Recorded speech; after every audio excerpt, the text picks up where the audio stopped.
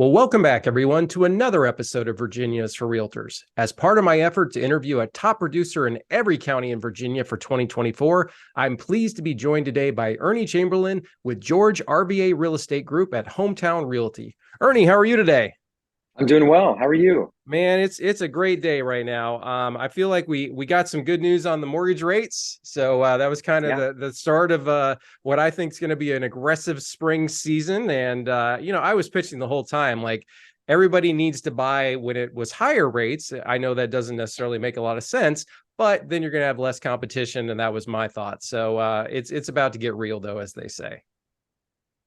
Yeah, I hope so. I mean, we've kind of kept kept rolling along the whole time, and I always tell people nothing, regardless of what's happening around me, nothing changes, in terms of what I have to do.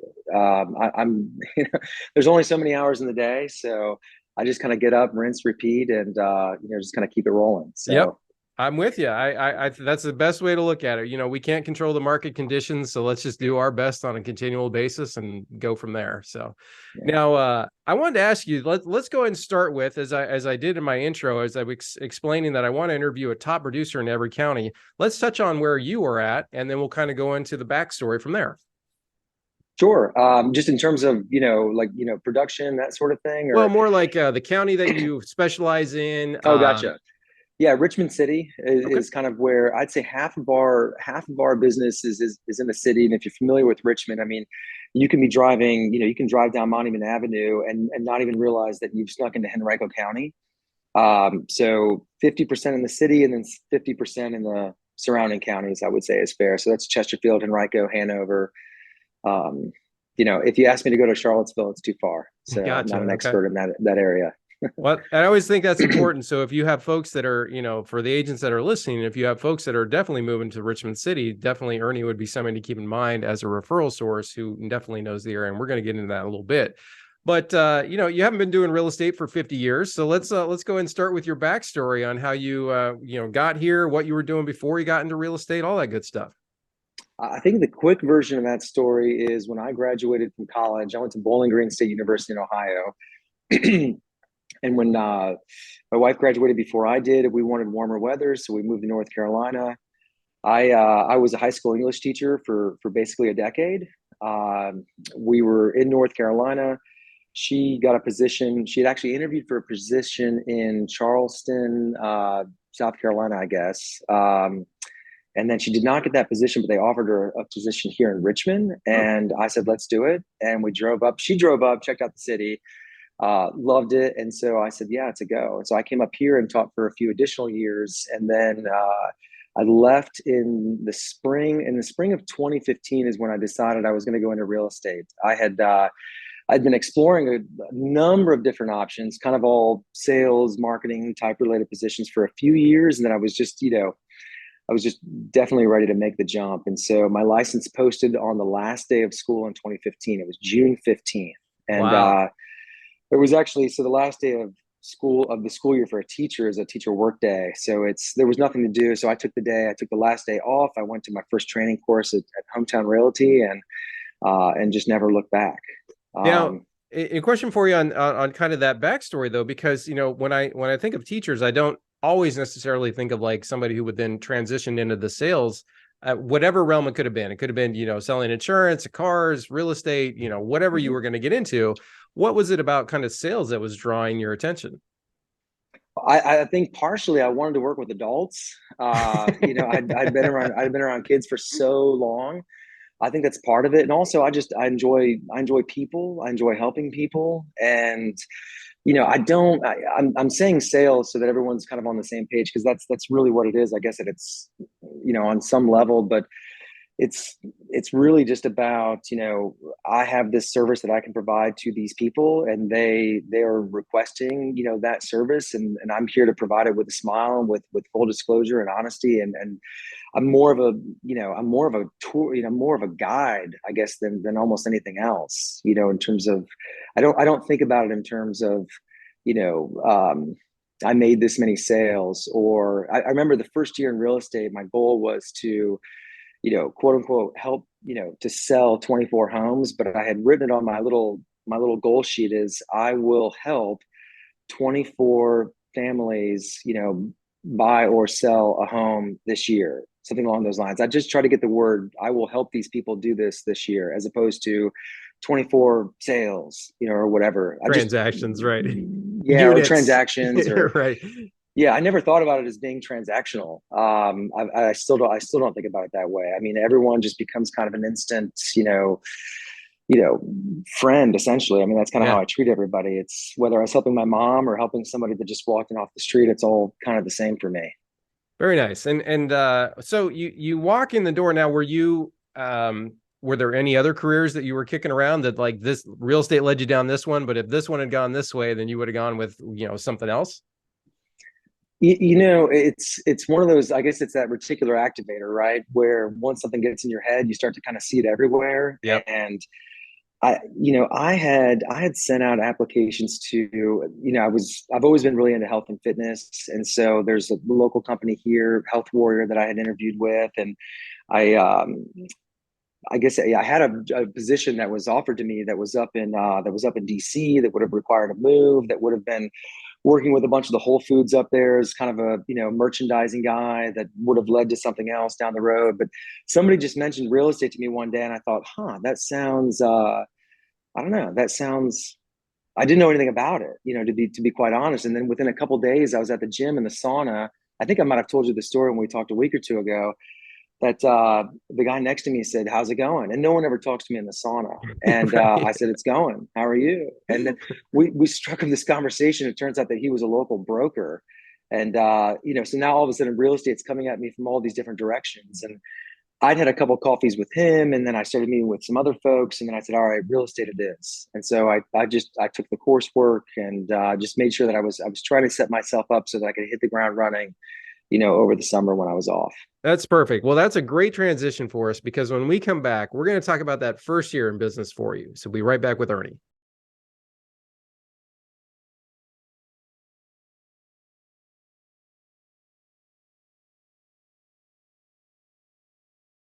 Well, welcome back, everyone. So, Ernie, we've now gotten to the point where you have gotten your real estate license. Last day of teaching, first day of real estate. So, it's unfortunate timing. I would think it a little bit because if you're potentially going to have students who had parents that were moving, you couldn't have really got the word out there too much because it's now June, so they were already gotten that part done. Maybe there were for a couple tricklers left, but not, if you'd been able to take advantage of it in like February or something like that.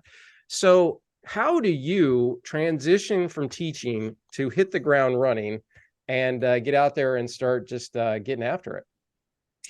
Well, I didn't know anything about lead generation. I mean, and when I said I didn't know anything about real estate, I truly, I mean, I knew it involved houses, on some level, and I really, I, And loan officers, don't forget us.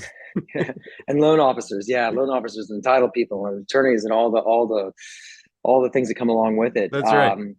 I had this sense early on, what is a real estate agent. So you meet, and I didn't know really how you went about meeting these folks. So it would have never dawned on me to say, hey, to my students, or to send home like a little flyer.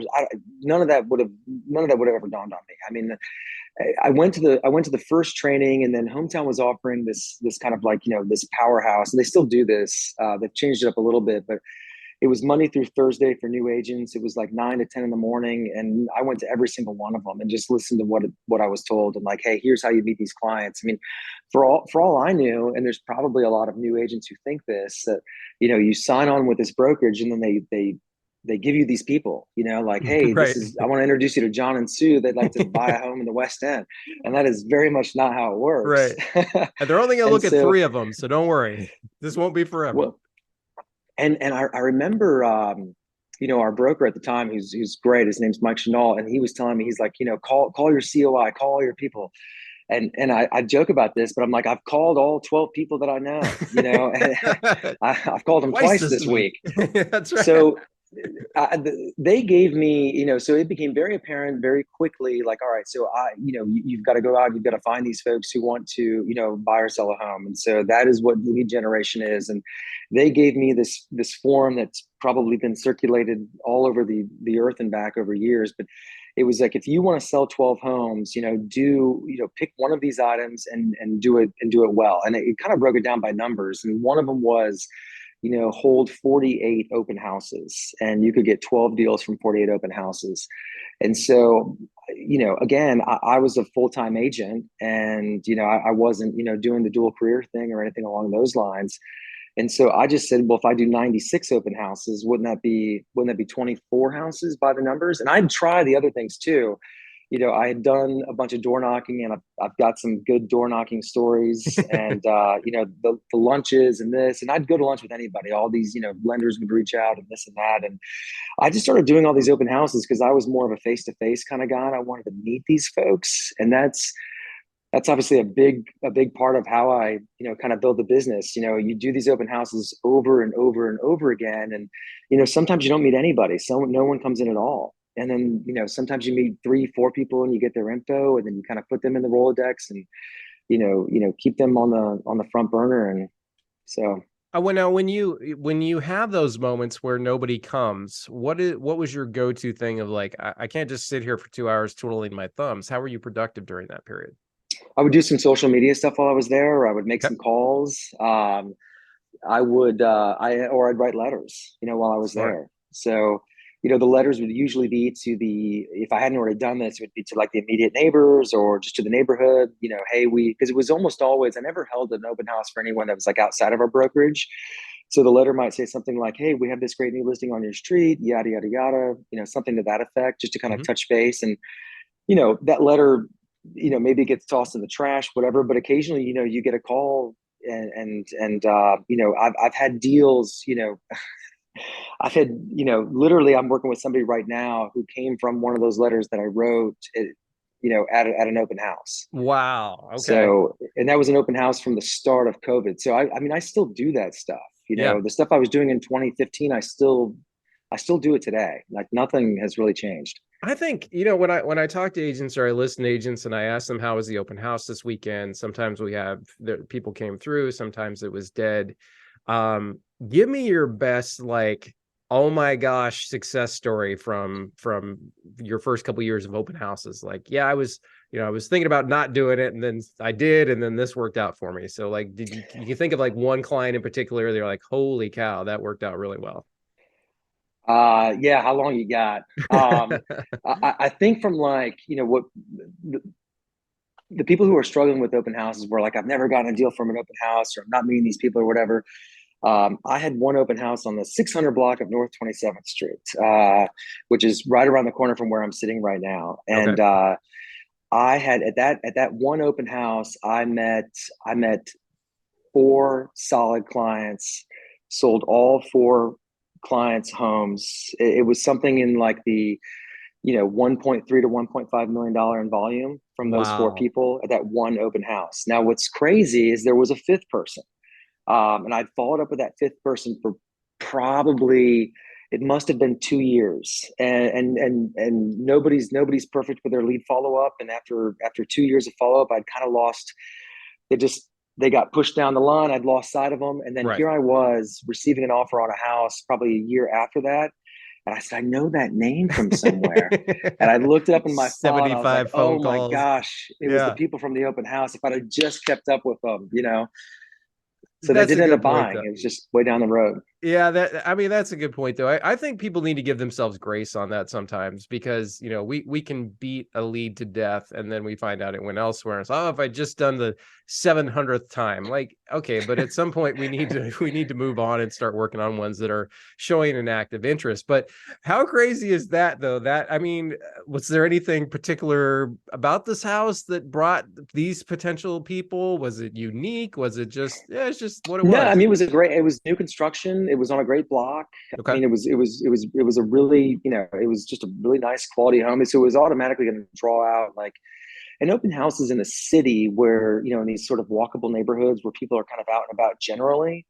we found we tend to have more success in the city, and in Richmond that would be Fan Museum, Churchill, North Side, than we do in the counties. I mean, those can still be very fruitful open houses, but the city houses have always kind of been our jam for a long time. So, Gotcha. no, nothing special. I mean, I don't have another story where it was like it translated into that much volume from one single open house, I'm but not sure you there's know, that many across America, to be honest. So that's pretty good. that was um, yeah, that was the best one of all time for that's sure. pretty good. I did, probably on my 25th phone call to that guy, I would have been like, look, I sold 4 out of the 5 people that came through it, and I'll almost do yours for free because I got to be able to say I had the hat trick on this, So just give me a call. One thing I was thinking about though, when you and I talked a little bit before we got on the line, and we talked about a tactic that you use, which we'll go into more detail for, when you're showing houses for people that are coming out of town, and it's on FaceTime, but it's not really more FaceTime. It's like, your video that you put together for them on the house. Have you thought about the idea of, let's say I'm coming to your open house, but you already have your 15-minute, 10-minute video montage that you did. Mm-hmm. And I come to the open house and I'm like, you're like, hey, welcome to the open house. And I'm like, oh, no, I got a realtor, and I give you all the back off language. But then you say, hey, no worries. Tell you what, either take my card and click on the QRL, or let me shoot you a quick email with a video on this house. Because if you're going to go look at other stuff, I want you to be able to remember this house in more detail. And the Mm-hmm. idea of again being like, hey, here's 10 minutes on this particular house, that if they don't have an agent, you got all your stuff in there, and maybe they reach back out to you because of that. Have you tried that idea before? Yeah, variations of that. Okay. It's less about when people come in and say, I've already got an agent, or because I don't really, when people come into the open house, I think when they go into most open houses, it is like, hey, how are you? Please sign in, this sort of thing, and they kind of get bombarded at the door, and Right. it's those folks kind of go into defense mode right out of the gate. And so my goal when people come into the open house is to be, is to just kind of be a wallflower to a certain degree. Like, they'll come in, hey, how are you guys? My name's Ernie. Sometimes they might say, oh, I'm Jim and this is Sarah. Nice to meet you, Jim and Sarah. Hey, show yourselves around. I'm here if you have any questions, and let me know what you think. And so it's very, I want to be as approachable as possible when people walk in. So I don't do much of anything other than a quick intro when they come in the house. Okay. I've kind of found, I can circle back to the video part, but for me, the secret sauce was always, they're going to tool around the downstairs. They're going to make their way upstairs. It depends on how busy the open house is, but I will usually then, make my way upstairs, and then, and I never even realized I was really doing this, but I am kind of cornering them, not on purpose. And it doesn't Right. feel like I'm cornering them, but I do kind of have their full attention when they're upstairs. And that's when I kind of re-engage. And it's always just, hey, what do you guys think of the house? And then they'll kind of give me a breakdown. And then the other piece to it is, I always have a strong sense of what else is sold in the neighborhood wherever I'm at, and what else is on the market at that moment in time. And so, well, did you guys make it through 123 Main Street as well? Oh no, we're going to that one next. Well, that one, blah blah blah. And now we're having like a legitimate conversation where I'm offering value to the conversation. They can see, I'm just trying to build value in myself. And that's usually where, again, the sign-in sheet, it's still downstairs, but that's usually where, if I've got, if I know of some new construction in the neighborhood, or maybe the video, that's where I usually whip the phone out and just say, hey, well, why don't I send you this real quick? Or why don't I do this? And then I've already showed them my value, and now they're going to much more naturally give me an email or a phone number or whatever it is for the follow-up.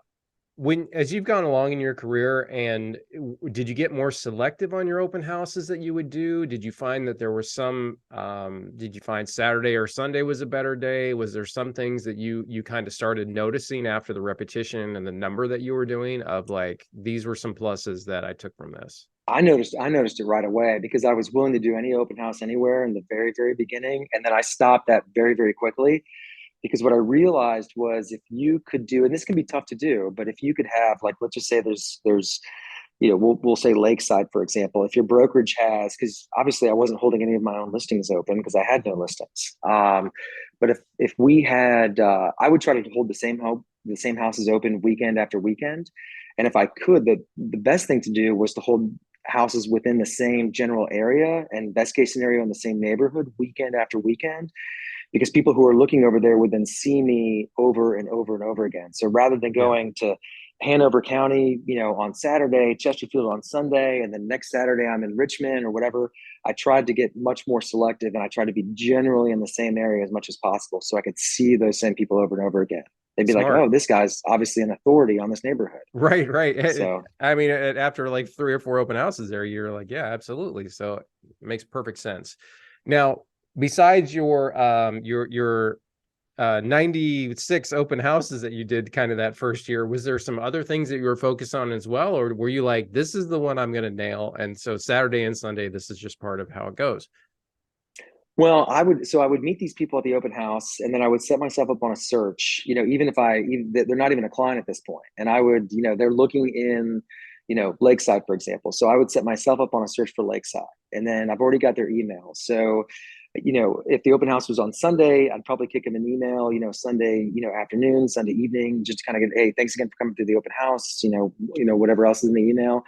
And then, Monday, Tuesday, Wednesday, Thursday, something would almost always come up that would be close enough. And I wouldn't just stick to Lakeside. I'd expand the search enough to where, maybe it's still in the same school district, it's still in the same county, it's similar in size. I would just set up the search to kind of mimic to a certain degree the house that I was sitting in. Right. And so the moment that house would come up, I would shoot them an email and say, hey, gang, hope you're doing well. I did see this other house that came up in the neighborhood. I don't know if you'd have any interest in checking it out. I'm around this weekend.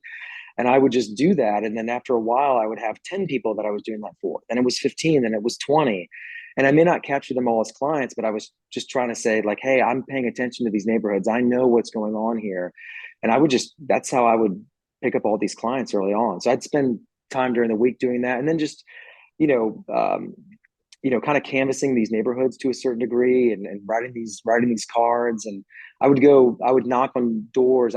This part I don't do anymore, but I would go around the neighborhood prior to the open house and, just knock on doors, leave a flyer, whatever, advertising the open house on Sunday. Yep. So it's one thing to knock on a door with nothing of value. It's another thing to knock on a door with something to give them, Right. like, and then oftentimes that would strike up an interesting conversation that did lead to some sales down the road. Nice. All right.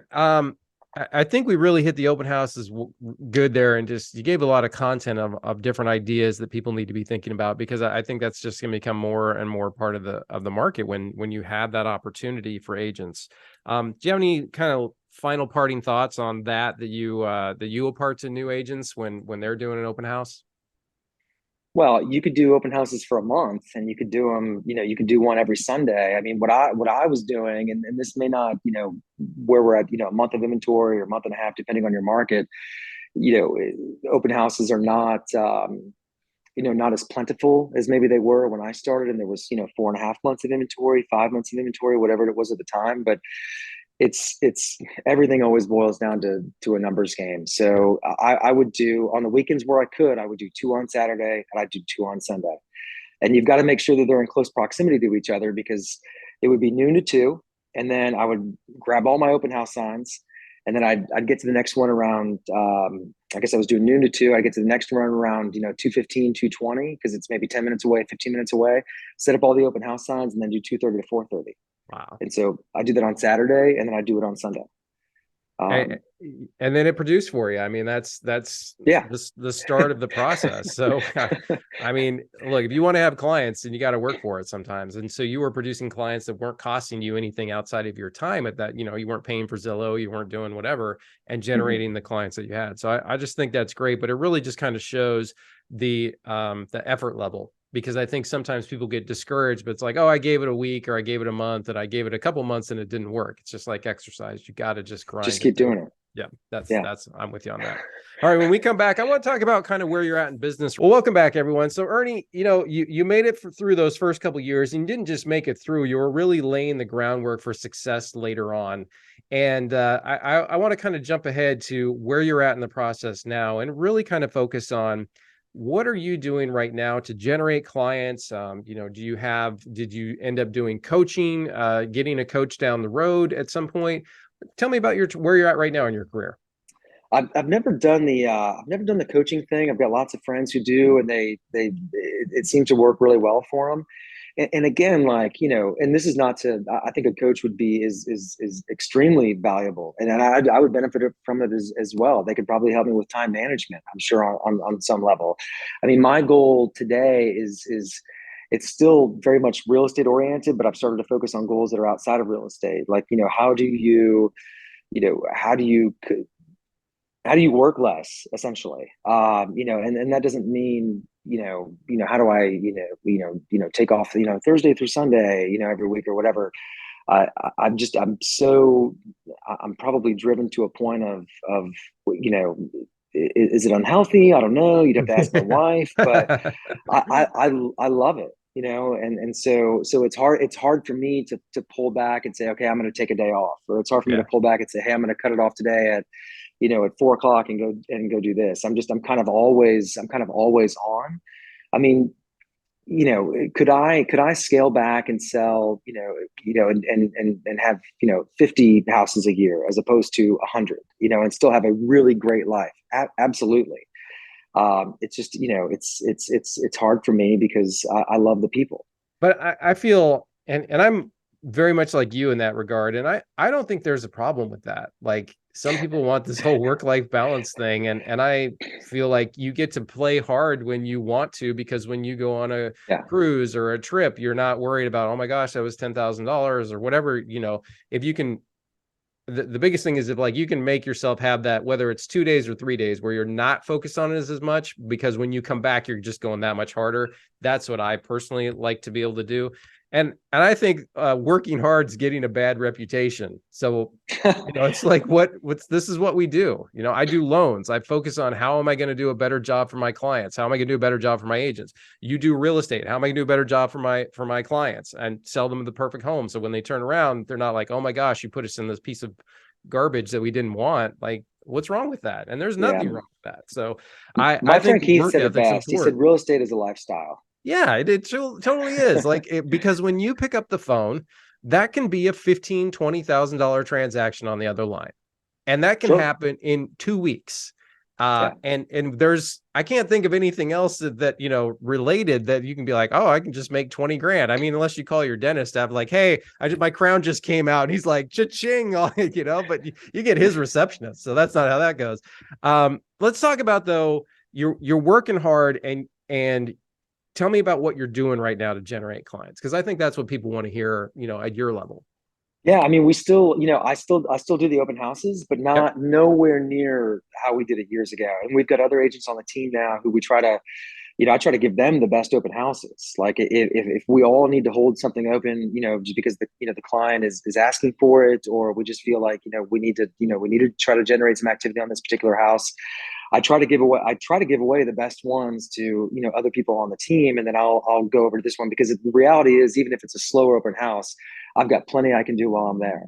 Whether it's working on the business, or it's generating leads, or whatever it is, I can that 2 hours or however long I'm there can fly by in a millisecond.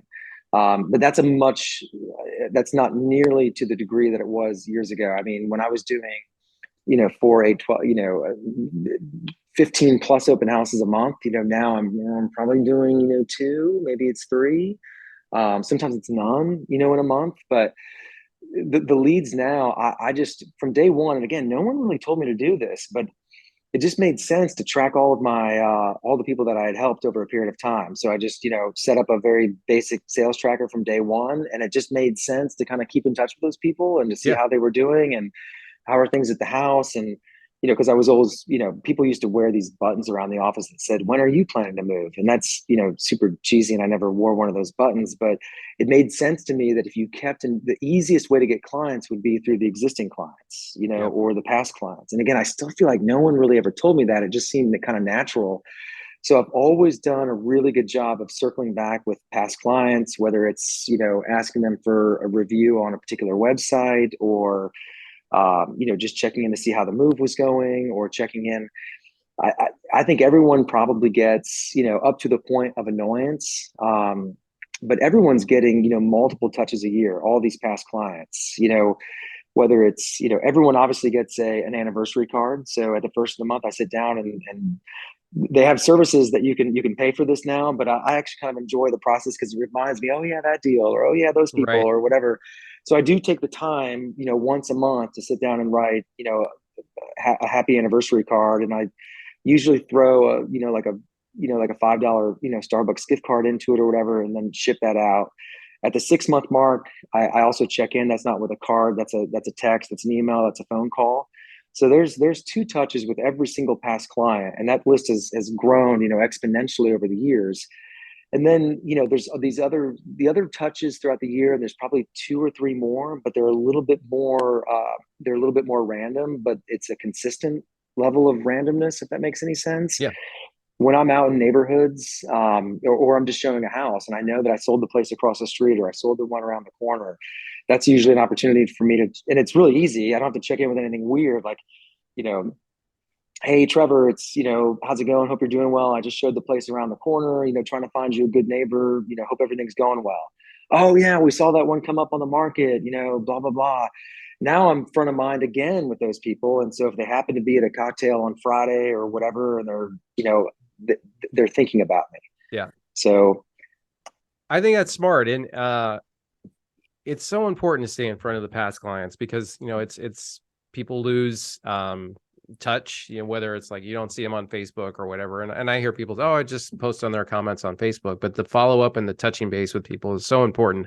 I can tell you, myself for this, I'm going to be doing it this afternoon. I reach out to the past clients, and right now is a perfect time. Hey, I hope you guys have a very Merry Christmas, Happy New Year's, holiday season, however you want to address it, but just you're calling to wish them that. And then, oh, great. Then nobody's ever mad at that phone call. So I think it's, yeah. there's some easy wins in there. Another one I would encourage people to do is if you're working with the loan officer, be like, hey, what's Ernie's birthday? And I don't need his birth year. I just need to know it's like June 14th, like mine. Like, okay, cool. That's going in the phone. And then I'm going to reach out on that day and make sure that I'm giving him an easy touch point because the loan officer's got that information. So that staying in front of past clients is just such a key. Now, are you using any like a tech stack, I guess I would say, like as far as like how you're doing your, you got a little bit more than your piece of paper right now? Like what do you got? Well, so my partner is still all paper, and that's kind of how I think it's all about how you get started in the business, and like Okay. what worked for you then still works for you now. I mean, he's all paper files, the whole nine. It's super old school, and I was a touch more tech savvy, I guess, when I started. But no, I mean, I don't have, there's no CRM that I pay for. I mean, I know one of our agents on our team uses Follow Up Boss. Mm-hmm.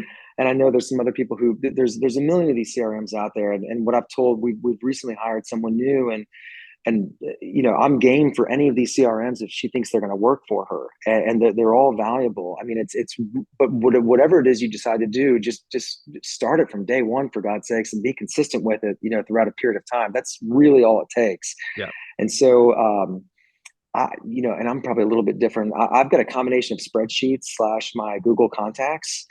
And my Google contacts are always open on my computer. There's three or four tabs that I've never closed. One of them is the MLS, Right. and another one of them is my Google contacts, where I have everybody separated into.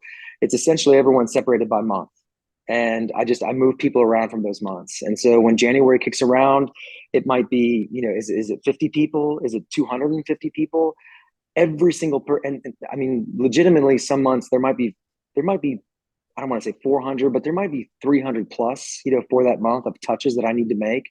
And that could be somebody who, that could be this guy, Randy, who owns a vacant lot, down in Southside, who I've been following up with since 2016. And I touch him twice a year because at some point he's going to sell that lot, and I'd like to sell it to one of our builders and build a spec there, and then turn around and sell it on the backside. Yeah. It could also be a past client who, I mean, it's really, it's not, for me, it works because I just have to touch base with all those people that month. And I always I have a note next to every single person in terms of how I followed up with them last time. So, Smart.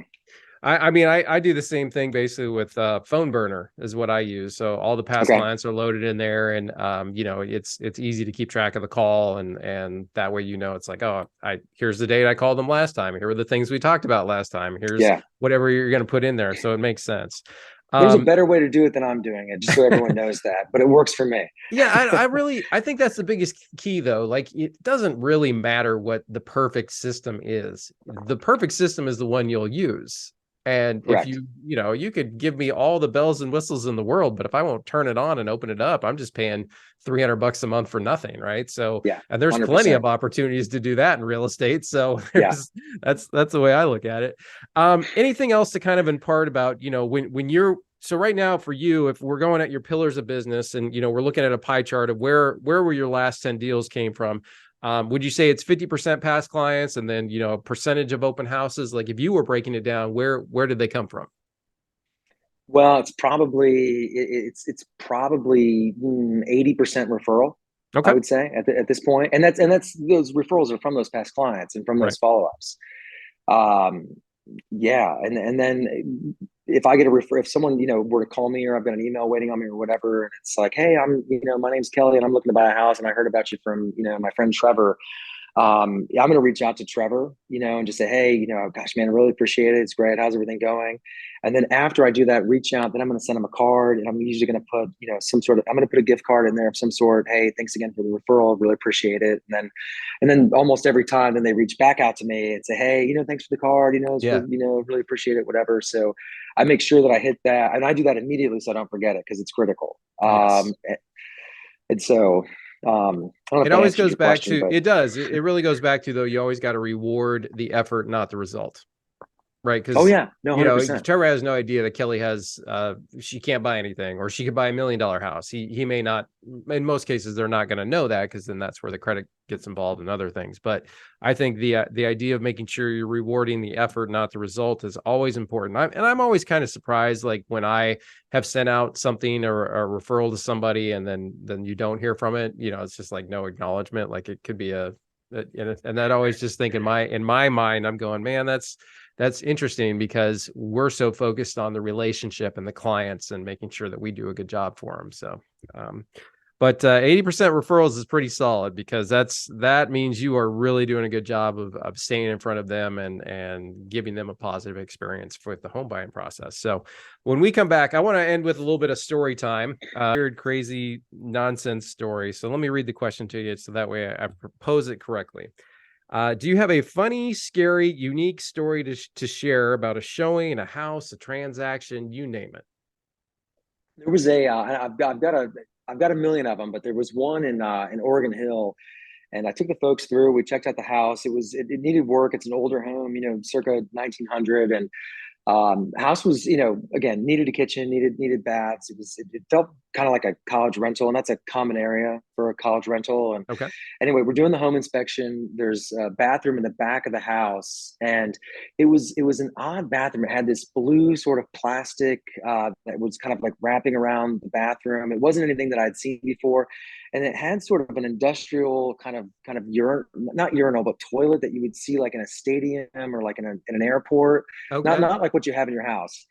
And so around, it's kind of hard to explain, but the toilet was affixed to the wall, and the wall here was different than that blue wrap I was telling you about. It was almost like a black, you know, kind of hard surface, almost like a granite surface. And around the corner, there was a lot of times there might be like, there's an access point to get to a shower, to get to the diverter or whatever. Well, there was a little access point, and Sean, our inspector, it was just bolted up to the wall. So he just, unscrewed it from the wall, took it off, and said, come over here. And I was like, what do you got? The toilet was affixed to a tombstone, and the someone's name, you could look at, I've got pictures of it, you could, from the side you could see, so like toilet is sitting here, we're standing over here, we're looking through, we can see all the pipes and everything. It's all running into the tombstone. They used it as like like to affix the toilet to it, and there was a name on it, the date, the whole nine. It was completely bizarre. Holy And cow. those people did not end up buying that house. Oregon Hill is right next to Hollywood Cemetery, a very famous cemetery. There's a headstone place. It's like down the street.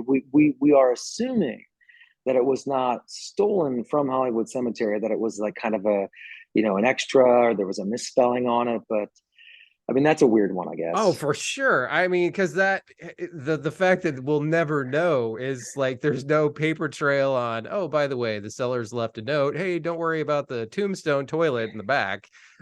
So yeah, that's pretty crazy for sure. Don't remember, it was a woman. I think she'd passed like in the 60s, but that's all I know. I didn't do any follow-up on it. I would think not. Well, Ernie, I can't thank you enough for taking the time to come on the show today. So one last time for the folks, please give kind of your areas that you specialize in. So if any agents are listening across the state, have some buyers that are heading that way, you'd be able to help them. We always just say, kind of the greater Richmond area. So Richmond City, Henrico, Chesterfield, Hanover County. Those are kind of, those are kind of our spots. Perfect. So Well, outstanding. Ernie, thank you again for your time, and we'll talk soon.